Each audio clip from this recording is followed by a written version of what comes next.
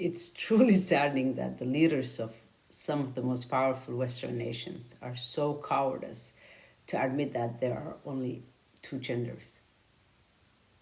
How are they even leaders when they can't even speak the truest thing known to humankind, which is woman being an adult human female? You don't even have to be smart to know this and speak it. But apparently, one has to be so courageous to utter it these days. Here's the UK Prime Minister, Rishi Sunak, nervously admitting that women don't have penises. Women cannot have a penis, says Sunak. And here's how it was reported in Australia. UK Prime Minister Rishi Sunak has made a bold claim about penises amid an ongoing debate over transgender issues. Can we talk about this for just a moment?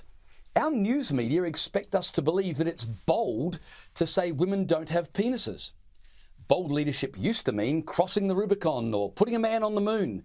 In 1215, the English gave us Magna Carta, and in 2023, they've given us the Bold Penis Declaration.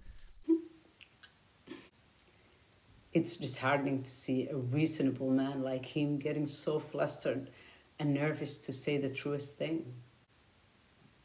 But what I really love is how this incredible man and commentator demolishes this nonsensical agenda. The UK PM's controversial comment came in response to Labour leader Keir Starmer's insistence that a small number of women do have penises, and New Zealand Prime Minister Chris Hipkins' assertion that dangly bits are no clue at all when trying to work out the sex of a person.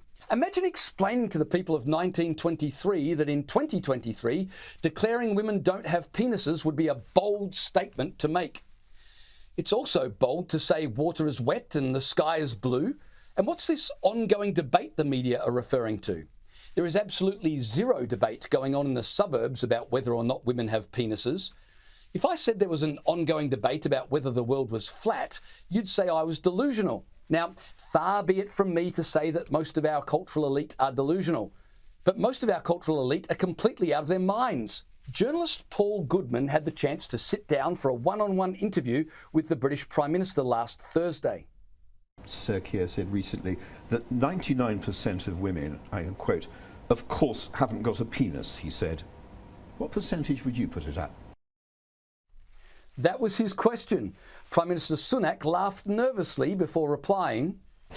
So I have a slightly different point of view to him on this, and Well, wait, hang on a second. Point of view? Whether or not chicks have dicks is not a matter of slightly different points of view.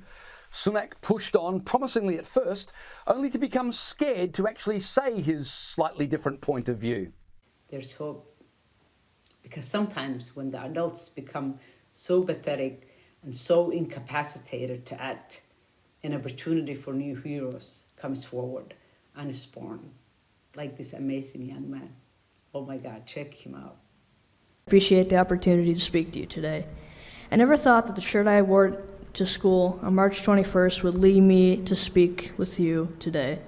On that Tuesday morning, I was taken out of gym class to sit down with two adults for what turned out to be a very uncomfortable talk. I was told that people were complaining about the words on my shirt, that my shirt was making some students feel unsafe. Yes, words on a shirt made people feel unsafe. They told me that I wasn't in trouble, but it sure felt like I was. I was told that I would need to remove my shirt before I could return to class. When I nicely told them that I didn't want to do that, they called my father. Thankfully, my dad supported my decisions and came to pick me up. What did my shirt say? 5 simple words.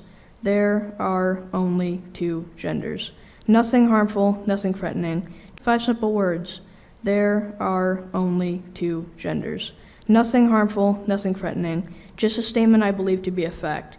I have been told that my shirt was targeting a protected class. Who is this protected class?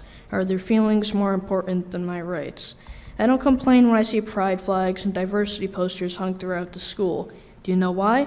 Because others have a right to their beliefs just as I do.